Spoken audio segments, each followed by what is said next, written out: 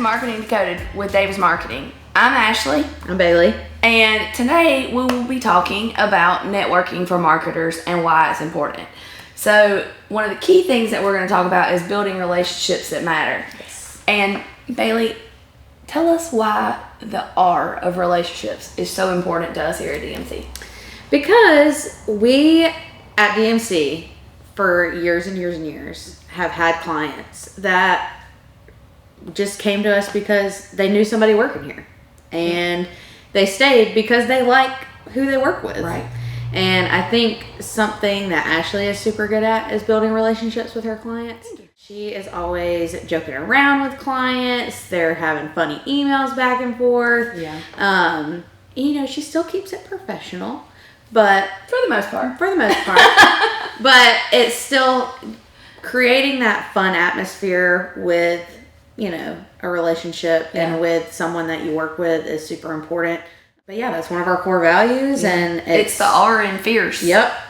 So we always focus on relationships because honestly, that has kept our business going. Yeah. I feel like. Yeah. You can't be trusted by a business owner to exemplify their brand and represent them in public settings or social media, because you're taking on their voice basically when you're talking on social media for them or as them. You, unless you have a good relationship and they really trust you and know that and respect you even, they're not gonna want you to be the one that's being their voice. That's just how it is. And you're right. I do put a lot of work into creating a good relationship with my clients, but they know that my fun joking, cutting up with you, that's us being friendly and being, that sort of thing. But when it comes to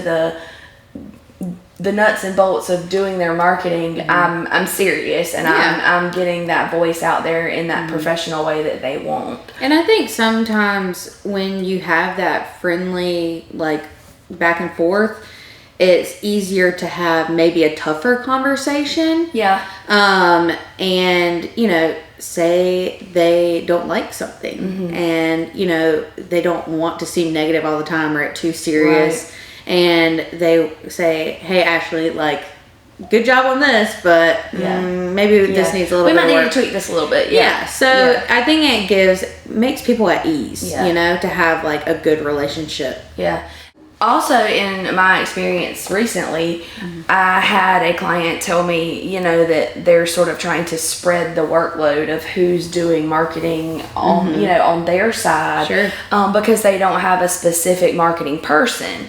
And because we've got a good relationship, they were very open with me about it's supposed to be going this way. It's not really working. Sure. But it's not anything that you've done, but I sort of need your help fixing it. Yeah. And so we brainstormed a little bit on what we could do to maybe make that better and make it work, for both parties. Yeah. And because of that fun, cutting up relationship that we have, she felt comfortable talking to me about that. There's a level of transparency on their side and our side, when you have that good relationship. Yeah, and I didn't take it in a bad way that it was anything I had done,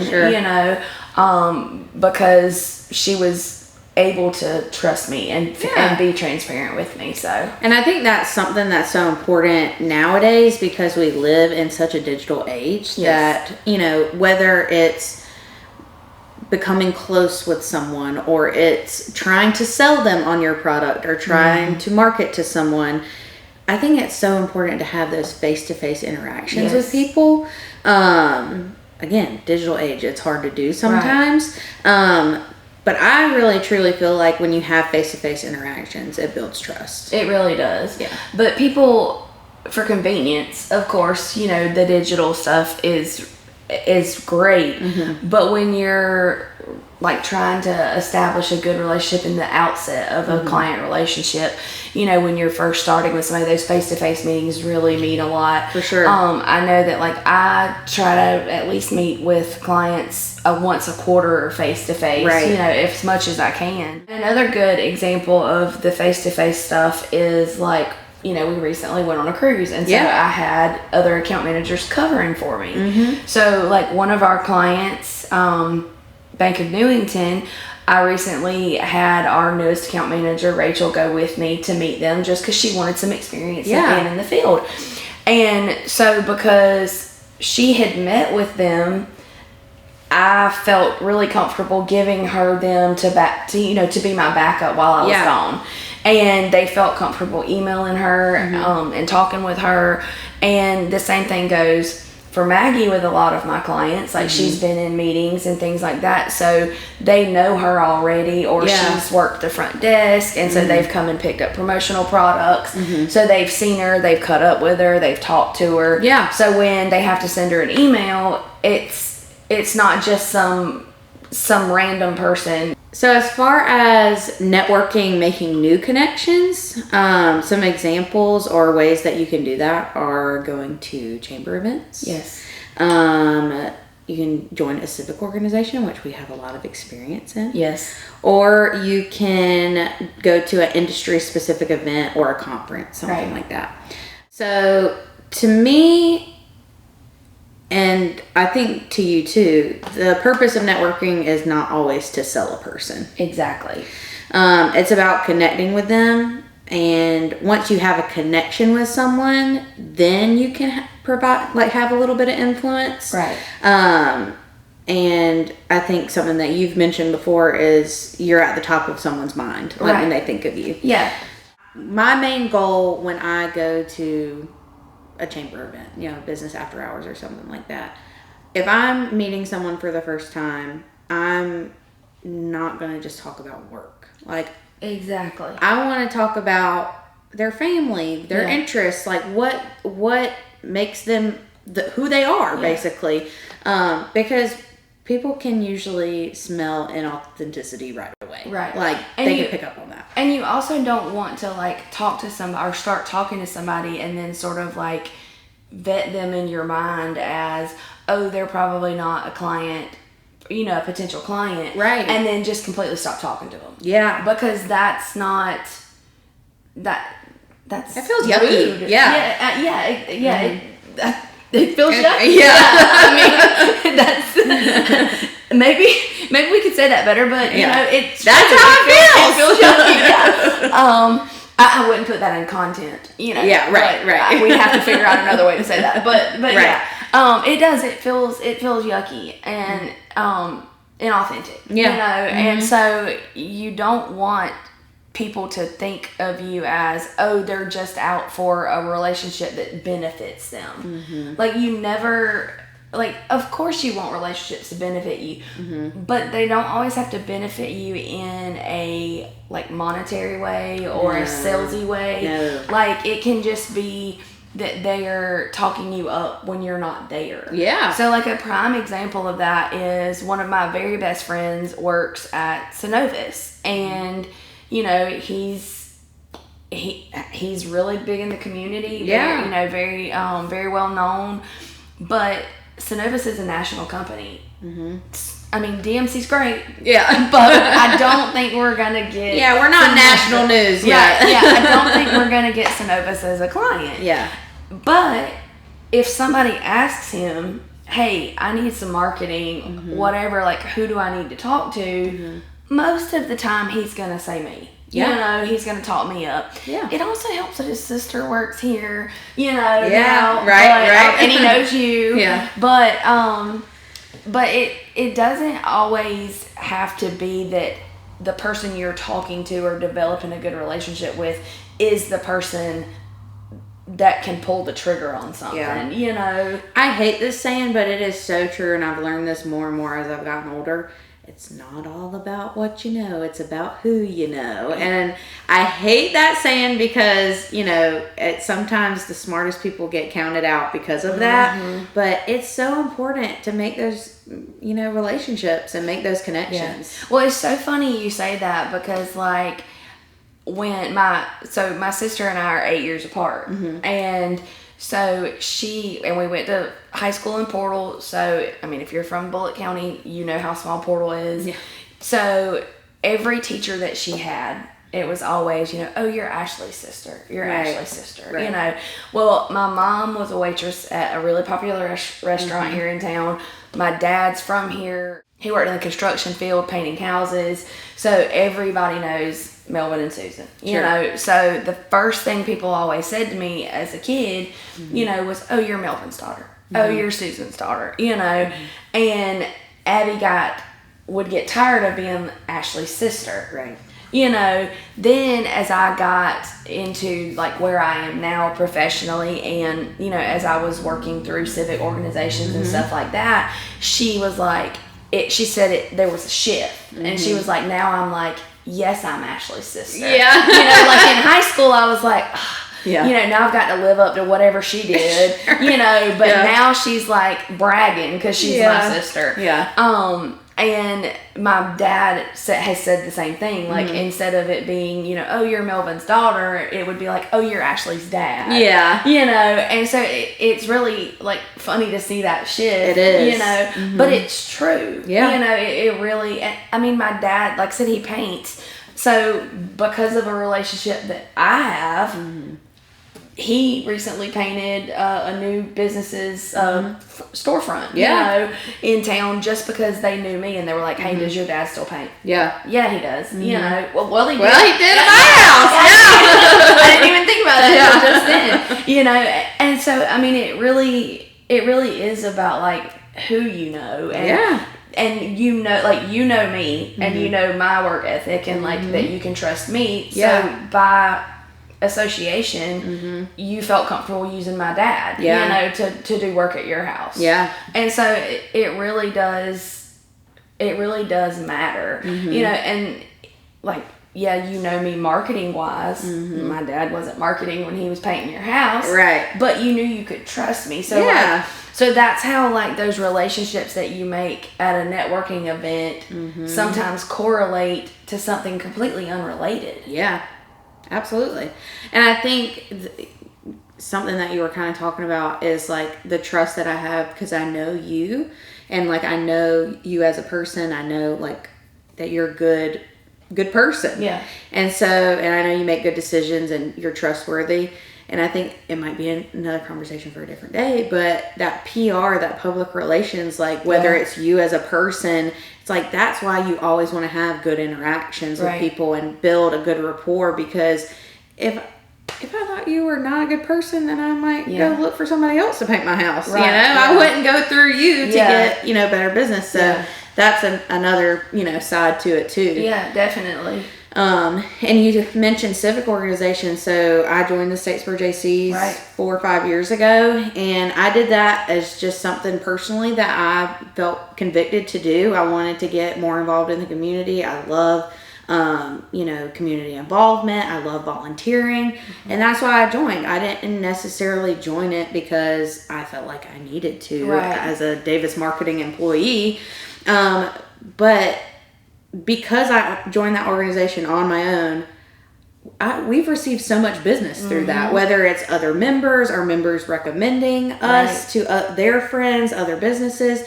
So it's really made a huge impact on my career, not just me personally. Right. So finding something that you really enjoy and believe in and knowing that is going to come secondarily to, doing something for you. Right. It's not you're joining, you have good intentions, know. If you have good intentions with stuff, whether you believe in karma, God, or whatever it is you believe in, it'll come back around, it'll be good. Yeah, it'll do it. Yeah.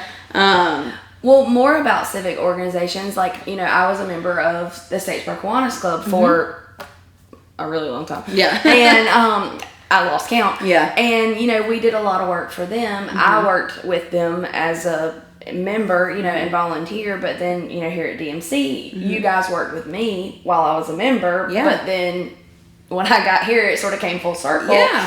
But because of that, we're now working with another Kiwanis club because I have the knowledge of what Kiwanis is and the history behind, like, all Kiwanis clubs, not just, you know, the Statesboro Kiwanis Club, because they're a part of a larger umbrella, you know, an international organization.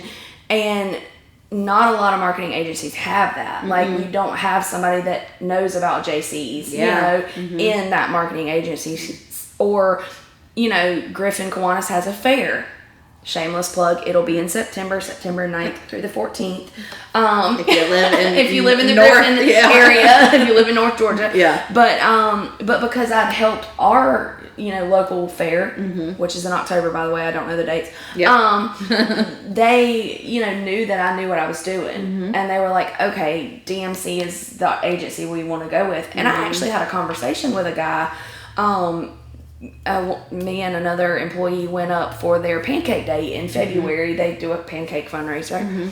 And we were talking, and this guy had been, like, sort of my role in the past at Statesboro Kiwanis. Yeah. So, like, he had been, like, the photographer and posting stuff on social media and that sort of thing.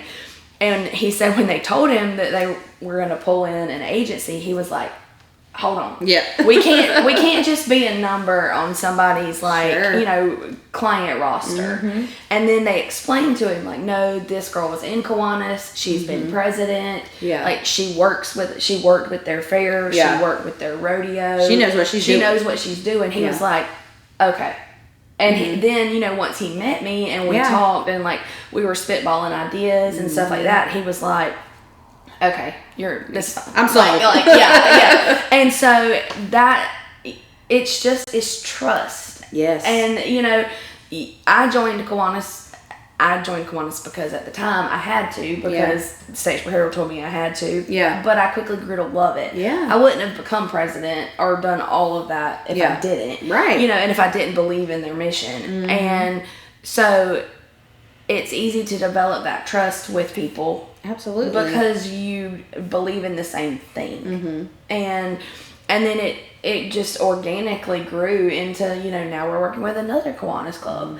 I'd love to work with more fairs. Fairs are so fun to advertise. Oh, yeah. You know, it's something different too that we get to do. Exactly. Or rodeos even. Yeah. I'd love to do more rodeos.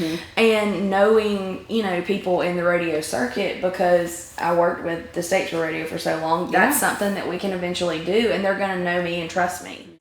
Yeah, the networking is not always about that, but eventually it may lead to that. Oh, for sure. And I think that something that's so important, and I can give an example which is so crazy, is like when you go to, you know, a function of any sort, whether it's a conference or a business after hours, whatever, you might be a little nervous to go and talk to people, or you want to stay in your little bubble. But it's crazy the people that you'll meet. Like when we went to the Digital Summit conference and we sat at a table and we just sat with random people and we started talking and like, where are you from? You know, that whole thing. And we found out that the lady who was sitting with us was from Charleston, but she was related to one of our clients. Do you remember that? Yeah, I do now that you say that. Yeah, so it's like we weren't even really talking about work, but then we realized, like, based on, like, where are you from? Oh, we're from Statesboro. Oh, I know somebody, you know, and it just leads snowballs into this other stuff. And I think it's so important to follow the 70-30 rule, which is like a new thing that I've heard of. But I think we just do it and we didn't realize, but it's a 70-30 rule. So you listen 70% of the time and you talk only 30% of the time. Now, I'm a yapper, so I don't know if I follow that. It's okay. You might be like a 50-50 girl, but that's still okay. That's still okay. But no, so I don't like being the center of attention. I like asking questions and like I like learning about people. And then like I'll go home and I'll tell Braxton, my husband, and I'm like, I learned so much about so-and-so today. And he Yeah. was like, I don't even know who that is. Yeah. And I'm like, but this is so cool. Their husband does this and they did this when they were younger. And I just learning about people, you know. What's so funny to me is like, people don't believe me when I say this, but like, because I am bubbly, I'm good at creating relationships and, you know, that kind of thing. People don't think that I get nervous. Like, I'll be, you know, nervous to go somewhere or do something. I was actually telling a friend about my first time going to a Kiwanis convention. And I went by myself. I was still a baby Kiwanian. Yeah. Mind you, I was only 30, you know, in a pretty male-dominated club. And I was a pretty going to, older age demographic. Right. They joked around that I dropped the demographic, you know, age, you know, just by joining. But I was going to Jekyll to the state conference that year. And I was going without my husband. And I knew the other members that were going to be there, but I didn't know them that well. And so I was really, really nervous to go. And then like there's one night where they do like a more dressed up event, like dinner, and I didn't feel like I'd brought the right clothes. And so I like really quick, like I skipped a couple of sessions to drive into Brunswick to go buy clothes because I was like, I don't want to not show up dressed appropriately and give the wrong impression. Like, I'm already the youngest one, you know, possibly the youngest one here. I don't want to stick out more. I don't want to like draw too much attention to myself. And ultimately, I ended up leaving that night. Like, I didn't even go to the dinner. Because I was that, like, in my head about it, like, and just that anxious about it, that I couldn't even make myself do it. And a lot of people are like, there's no way. Like, knowing me now, you know, almost 10 years later, you know, like, I still have those moments, but my network is so much larger, and I had so much practice just walking into a room and having to sort of take command, you know. Through Kiwanis, I ended up teaching some marketing classes at state conventions and stuff like that, you know, and you're standing there talking to people that are much older than you, you know, from all over, have different life experiences than you, different club experiences than you, and but you're the expert in that field. So you still have to take, you know, command of that room and not let on that you're, you know, really nervous. It can be really intimidating, especially being like a young person going into, you know, a networking event that probably a lot of people already know people. Especially in a small town. Not to mention being in a small town is so important to make these connections. But people already know these people. You're coming in younger, you're inexperienced. It is a lot of pressure. It really is. And I think that the more that you practice at it, the more you're like, I'm going here to have conversations. I'm not going here to make a sale. If you're going in with the mindset of, I'm just talking to these people. That's all it is. And you know what? Some people are mean and you don't talk to them anymore. If you have a bad experience with someone, then you're like, okay, I don't need to be friends with them. Especially if it's like at an event that you're there voluntarily. Like, you know, you don't have to attend a chamber event. So if you go and somebody's giving you bad vibes, talk to somebody else. Move on to the next. And I think, too, there's going to be some people that you meet that they were just in your shoes a couple years ago. You know, so it's like, I don't know, take the pressure off. It doesn't always have to be this super high pressure situation, but you are going to have those times where it's like, I didn't bring the right outfit, I didn't wear the right thing, you know, but you also, after you do the networking enough, you sort of have like your safe people. So like there are people at chamber events that you almost know they're going to be at every single one. And so if I'm getting a weird vibe from somebody, or if I'm just feeling a little like anxious that day, or just didn't have a good day, so I'm not feeling extra bubbly or whatever, I gravitate to those people that I know are going to bring out the best of me. Absolutely. It's like a warm-up. Yeah, exactly. You know, they hype you up. They're like, I love your outfit. Like, you know, how have you been? I love you, I miss you, you know, Mm-hmm. whatever. And then you're like, okay, I can do this. Yeah. You know, it's just that little pep that you need to like get out there and network and talk to people that you don't know about things that you might not know about. Yeah, for sure. I think some of the other concerns is like, what's the next step after you go to like a networking event? And you definitely don't want to drop the ball. Like, if you want to make more of a business connection with someone that you met, then I think a good way to like go about it after the fact is like, hey, I really enjoyed talking to you the other night, and maybe bring up something that, you know, y'all talked about. So it's like not just some like mass email you're sending out, and make reference to that and just say, hey, let's stay in touch. You know, I think those little things, like if you go to a job interview or if you just meet somebody for the first time, if you write them a handwritten card or you send them an email saying like, hey, thank you so much for that. That makes a huge difference, huge impact. Because people don't do that anymore. They don't. That really does make a but you leave a thank you note after a job interview, it really, like, people are like, what is this? Yeah. You know? But it really does make people go, and it makes them think of you a little bit higher, you know, in higher regard. Say, I mean, just for instance, for the job interview, if, you know, say you didn't get this one, maybe you weren't the right choice, but another position opens up, they might call you back. Yeah. You never know. Yeah, exactly. Or they might send you, like, they know someone that's hiring, and they might suggest you, like, hey, this girl was really good, or guy, or whatever. Yeah. And, you know, why don't you reach out to them? Yeah. I think when it's just the little stuff that makes a huge difference. Well, it's funny because, like, that's almost how I ended up here. You know, because when Dennis bought DMC, Gabby was already working here, and I worked with her at the Herald. He's done a lot of work with Shelby Cone, with R&S Packing and Moving, and she and I worked together at the Herald for years. Yeah. And so he asked her about me, and she was like, she's great, like, you know, all that. He knew my sister from A-Line Printing, like, just all these little connections.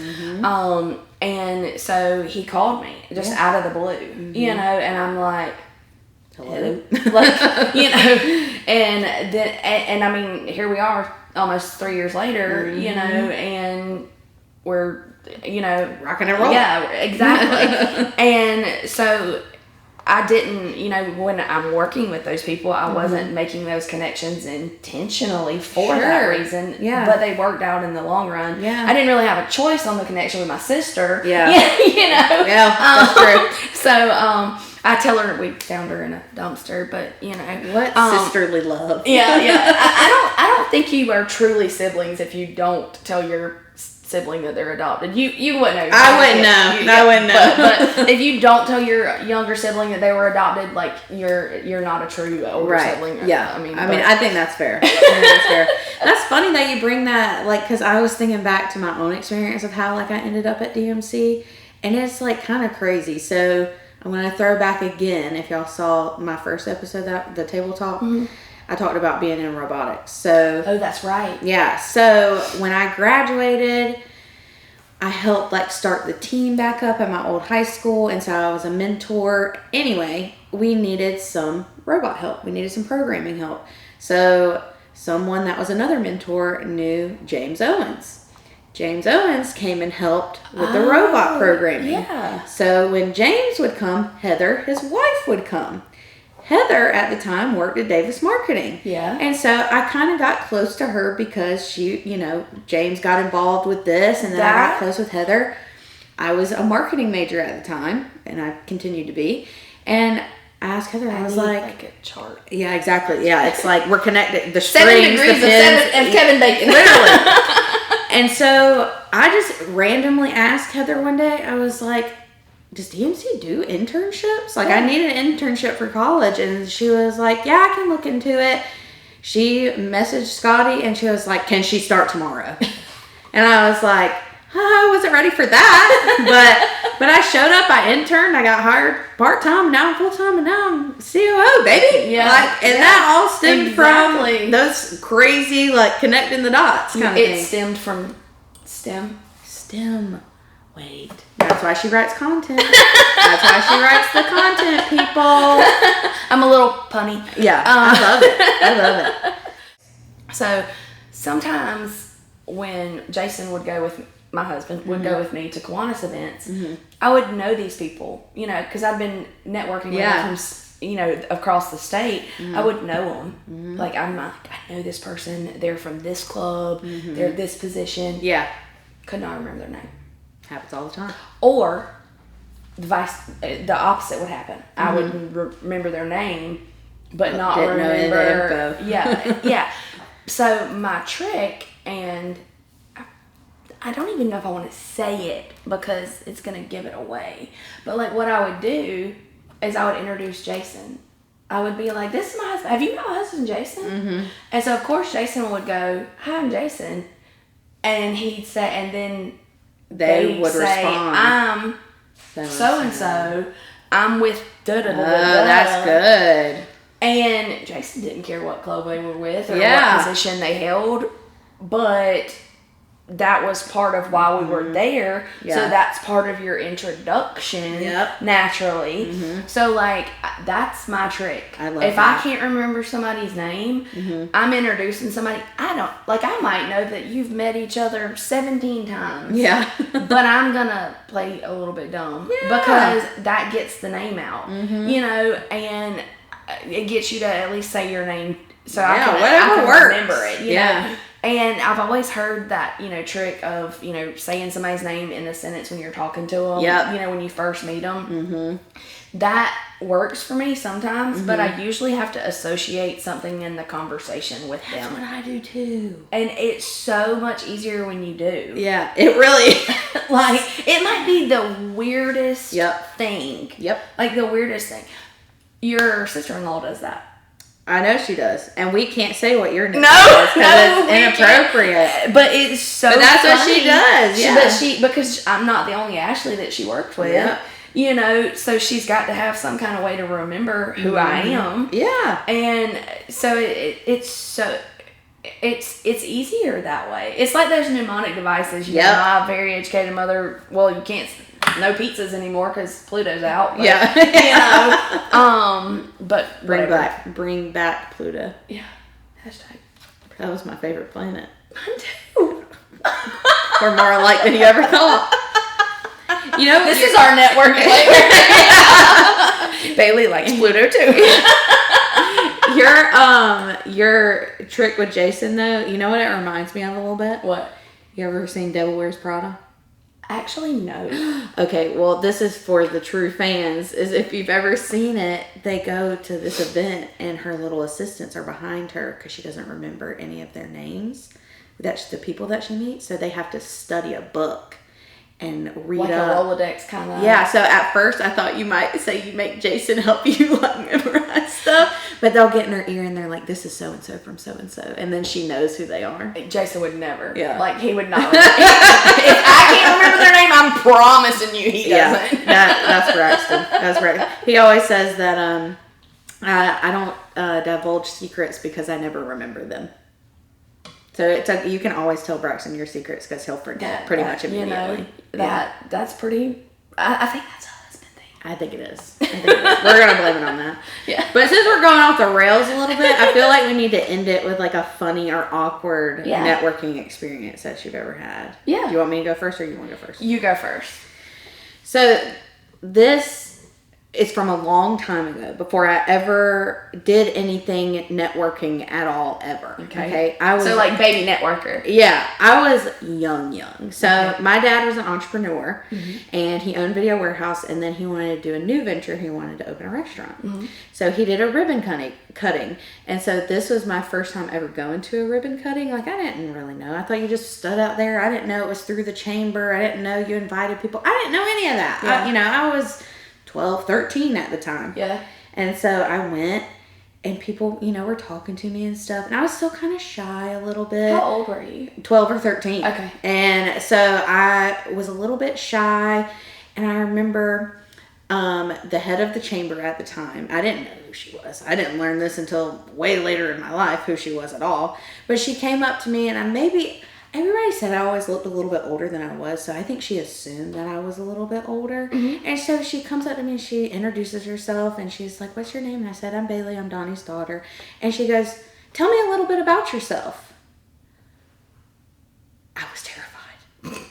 What do you tell about yourself at 12 or 13 years old? Like American Girl dolls? Yeah, like I go to school and I go home. Like, I don't know. Like, I can't drive anywhere. I don't know, you know?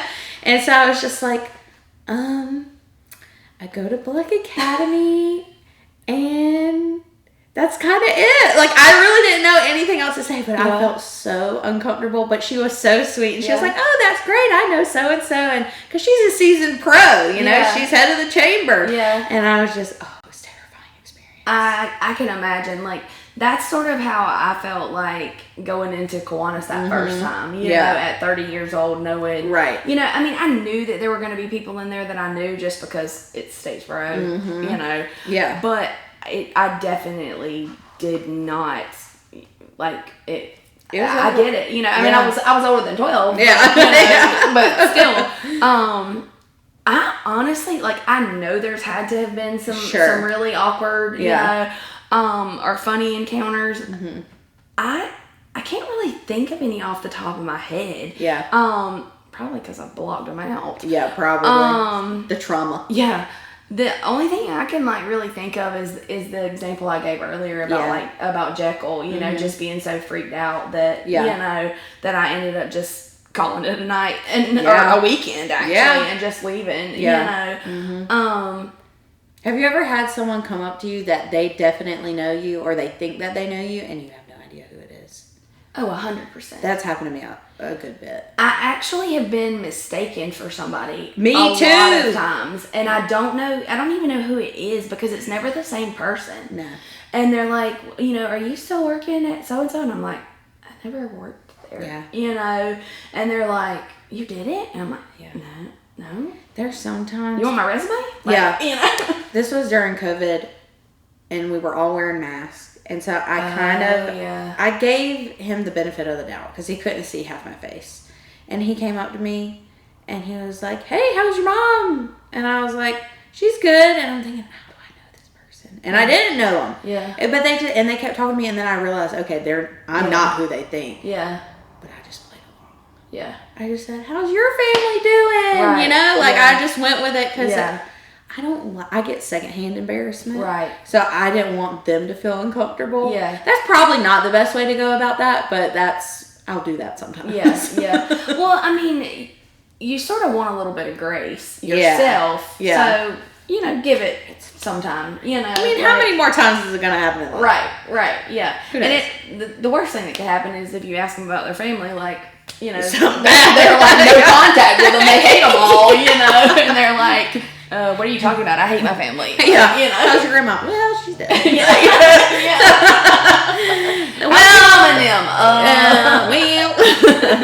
Well, so we don't get too much more morbid, well, I guess we'll end it here. I think I love this one. This was fun. Yeah. And I mean, it really goes to show, like, I mean, we've learned stuff about each other. Yeah. You know, just in this however long we've been filming. Yeah. And so, like, all you have to do is have a conversation with somebody. Yep. You know, and you can start it off however you need to. But just learning little things about people can, you know, make a huge difference. And just put you at the top of their mind for when they need you or they need something. Or even if they're like, "You know what? That Bailey girl, I know she's got to know somebody that does this. You know, she might not do it herself, but she probably knows somebody that does. She can help me out. Yeah, and I get calls like that all the time. Like, "Hey, I know you don't do it, but who does?" You know, and so you just end up with a network that, like, this is gonna sound really cheesy, but like a network that like catches you like a net. Absolutely. Like, literally, you know, like it's woven together, and then you get to talking to people and you're like, "I didn't know that this person knew this person and that person," and like the world's a lot smaller than we think it is. Oh my gosh, yes. And it works in our benefit a lot of the time, you know, and so it's just, I don't know, networking is just so important for marketing, for business owners and stuff like that. And that's actually one of the things I really enjoy about my job is being able to network, but also helping my clients find opportunities to network. Yes. So if you are looking for ideas, and you're one of our clients and you need some ideas on how to network or where to network, that's what I like to do. You know, give me a shout and I'll be glad to give you some suggestions.